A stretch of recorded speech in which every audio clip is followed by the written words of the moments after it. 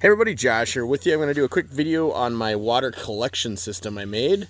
I looked on YouTube. There wasn't a ton of stuff that was out there, so I just found pictures and borrowed ideas, and ultimately this is what we got. So I have three 300-gallon tanks here. Got them all tethered together. An old pump that is one kink I'm still working out. I don't think that pump really works very well anymore. But as you can see, got just shy of 1,000 gallons collected here. Already filled up in about, didn't take very long this spring. We've been getting a lot of rain, so it didn't take very long. But as you can see, it comes off the roof there into the gutter. I do have, I'll zoom in.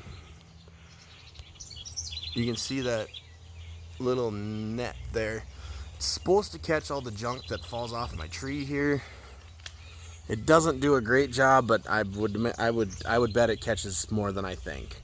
Now this is kind of ugly here the way I did this. I probably could have just shot it straight down for whatever reason.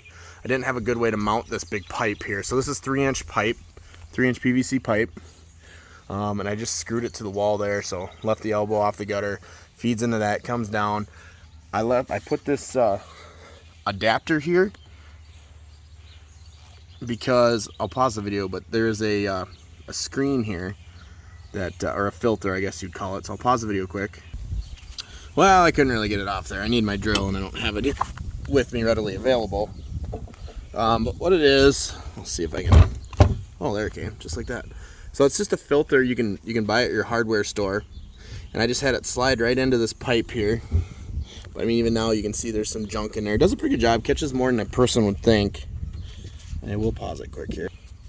And then just another piece of 3-inch pipe. What I'm going to do actually is buy an elbow, because when this piece slides into here, it actually spills a lot more water than I'd like to see. I think it would fill up a lot faster. So I'm going to buy just a sleeve to put here. I'm not going to glue it on there. And then on the bottom of this, they sell this. When I bought it, I bought the wrong size. I just hodgepodged it together. It's sticking. If it falls off, so be it. Drilled some holes in it, so if this ever got plugged here on the bottom, it could still filter the water out. And then those little screws, again, this is my first attempt at this, are just to keep that from sliding into the tank. So, but for the most part, I mean, it catches a lot of the stuff. I have a couple other built-in filters. I'm going to slide this back together here real quick. But I did put this screw on here so I can unscrew this, stick my hand in there, pull out the junk. Otherwise, I did not cement this on here, so that piece will pop off there too. So this spring I've cleaned this out 3 times already. I mean, at one point it was caked up to here. As this tree's been spitting stuff off, I'm sure in the fall it'll get to be more fun. So I'll pause the video quick, put this back together, and I'll show you the front side. Okay, got that all put back together. Also, up there at the hole of the gutter, I have one of these installed. I haven't been up there to see how plugged this thing is. So I've got essentially 4 filters. The initial protection is that plastic gutter cover, I guess you'd say. If whatever gets into the gutter gets through this, gets through that filter, and then through this last filter here, I mean, it is what it is. I can only do so much. So I got that there. Now, I tried to find the PVC equivalent to go over these. There's threads on the bottom of these pieces here. I found one to match. They're different barrels, different tanks. So I found one to match, and then they didn't, and I didn't like that it didn't match, so I just bought a rubber gasket like this, I guess. Seems to work. I don't have any, well, I do have a little drippage going on here, but I guess a couple little drips against 1,000 gallons. It's not perfect. Anyway, so the water feeds into tank 1 here, and then as the water rises in tank 1, the water rises equally in the other 2 tanks. So you only need the water to feed into 1 to fill the 3 tanks, 4 tanks, 5, however you want to do it. It doesn't matter. It's all relative. You could even stack tanks on top of each other. You'd have to figure out a breather of some sort, but you could have as many tanks as you lined up, and it only had to feed into 1. I think I actually probably will get 1 more tank to put right here. I just haven't got that far yet. We'll try it this summer to see how it goes.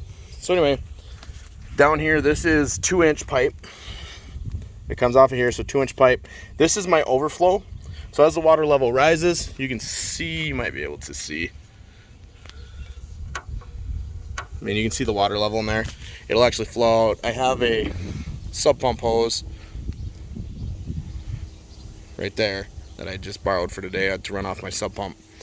It'll overflow into this and just flow out into the yard, so nothing hurt there. And then tied it all together here with a spigot. This is just your garden hose variety spigot with an on-off, so lots of water pressure. Oh, my Teflon tape. And actually, this weighs more than I thought it would, so I had to put this block of wood under here to keep it from dipping. But first run at it. Anyway, I'll tie my hose onto it. I actually had it working here a little bit ago. This piece here is bad, and I think the pump isn't great either. But for my $10 garage sale find, it'll work for today. But yeah, I was pumping water out of it. I probably pumped a good 20 gallons out of it. Sent my wife to hardware store to get a sprinkler and gonna water the lawn. So that is my water retainment system.